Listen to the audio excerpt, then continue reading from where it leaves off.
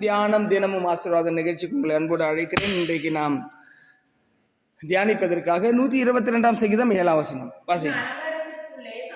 உன் அலங்கத்துக்குள்ளே சமாதானமும் உன் அரண்மனைக்குள்ளே சுகமும் இருப்பதாக. அல்லேலூயா. அரண்மனை, அலங்கம் அப்படி ரெண்டுமே இருப்பிடத்தை காட்டுகிறது. நாம் தங்கி இருக்கிற இடத்தை காட்டுகிறது. நம்ம இருக்கிற அந்த வீடை ஆண்டவர் எப்படி பார்க்குறாருன்னா அரண்மனையாக பார்க்குறாரு. அப்படின்னு அரண்மனைனா என்னன்னா பாதுகாப்பான இடம்னு அர்த்தம். நம்ம வீட்டில் வந்து தூங்குற மாதிரி எங்கேயா போய் தூங்க முடியுதா? அதுதான் அரண்மனை. நம்ம வீடு தான் நிம்மதியாக தூங்குற இடம். அதுதான் அந்த அரண்மனைக்குள்ளே சமாதானம் இருக்க வேண்டும். அதை நம்ம அரண்மனையாக நினைக்கணும். கூரை வீடாக இருந்தாலும் அது அரண்மனை தான், ஓட்டு வீடாக இருந்தாலும் அது அரண்மனை தான், மாடி வீடாக இருந்தாலும் அரண்மனை தான், பங்களாவாக இருந்தாலும் அது அரண்மனை தான். ஆனால் கூரையாக இருந்தாலும் அதை நம்ம எப்படி நினைக்கணும்? அரண்மனையாக நினைக்கணும். எனக்கு ஆண்டவர் பெரிய அரண்மனை கொடுத்துருக்கிறாருன்னா சமாதானம் பெருசாக இருக்கும். என்னடா இந்த வீட்டில் இருக்கிற அவன் பாரு அப்படி கட்டியிருக்கான் இவன் அப்படி அப்படின்னு நினச்சிங்கன்னா சமாதானம் இருக்காது.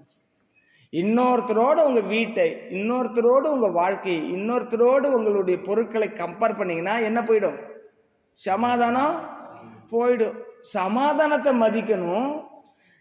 அந்த வீட்டை கர்த்தர் கொடுத்தார், அது அரண்மனையாக நினைக்கணும். இருக்கிறதுல திருப்தியாக இருந்தீங்கன்னா சமாதானம் இருக்கும். இல்லாததை பற்றி நினச்சிட்டு இருந்தீங்கன்னா என்ன இருக்காது? சமாதானம் இருக்காது. அடுத்து சொல்லியிருக்கு, உன் அரண்மனைக்குள்ளே, அலங்கத்துக்குள்ளே சமாதானமும் உன் அரண்மனைக்குள்ளே என்ன இருக்கணுமா? சுகம் இருப்பதாக. ஒன்றும் இல்லை, ஞாயிற்றுக்கிழமை ஆயிடுச்சு, கறியே எடுக்க முடியல, மீனும் எடுக்க முடியல. எத்தனை பேருக்கு சந்தோஷமா இருக்கும்? அப்போ என்ன பறி போயிடும்?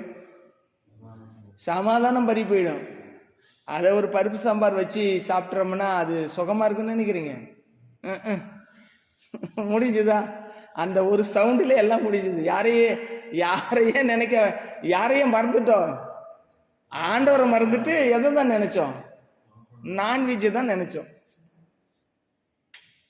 ஒருவேளை அந்த நீங்க ஆண்டவர் அன்னைக்கு உங்களுக்கு கொடுக்காததை நீங்க நினைச்சு அப்படி துக்கப்படுறதுக்கு, ஒருவேளை அந்த கறியை ஒரு 2 கிலோ கொடுத்துட்டாருன்னு வைங்களேன், ஒரு மீன் 2 கிலோ கொடுத்துட்டான்னு வைங்களேன், அதை சாப்பிட்டு அடுத்த நாள் கொழுப்பேறி போய் அடைச்சிட்டு ஆஸ்பத்திரியில் படுத்தா யாரை சொல்லுவோம்?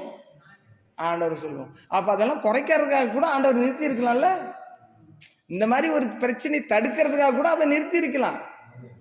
அதனால நம்ம சுகவீனப்பட்டு போகிறது கிடையாது.